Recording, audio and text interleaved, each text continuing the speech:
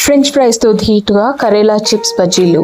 ఇవి ఎంత కరకరలాడుతూ చేదుగా అస్సలు ఉండవు. సో చిన్న చిన్న కరేలాలు అయితే తీసుకొని వాటిని రౌండ్గా కట్ చేసి దాంట్లో నిమ్మకాయ రసం వేసి కొంచెం ఉప్పు నిమ్మకాయ రసం వేసి కొంచెం కలుపుకొని వాటిని హాఫ్ ఫ్రై చేసిన తర్వాత అందులో కొంచెం బేసన్ అంటే శనగపిండి అండ్ బియ్యం పిండి ఇవి రెండు వేసి కొంచెం లైట్గా కలుపుకొని ఆ తర్వాత అందులో సరిపడా ఉప్పు అండ్ కొంచెం చాట్ మసాలా, బ్లాక్ సాల్ట్ ఇవన్నీ వేసుకొని మిక్స్ చేసుకోవాలి. ఆ తర్వాత కొంచెం పసుపు, కారము, మళ్ళీ ఉప్పు తగినంత అందులో యాడ్ చేసి మంచిగా కలుపుకోవాలి.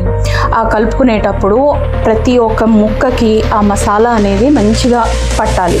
ఇలా చేయడం వల్ల కరేలా అది చేదు ఏదైతే ఉంటుందో అది అస్సలు మనకు కనిపించదు.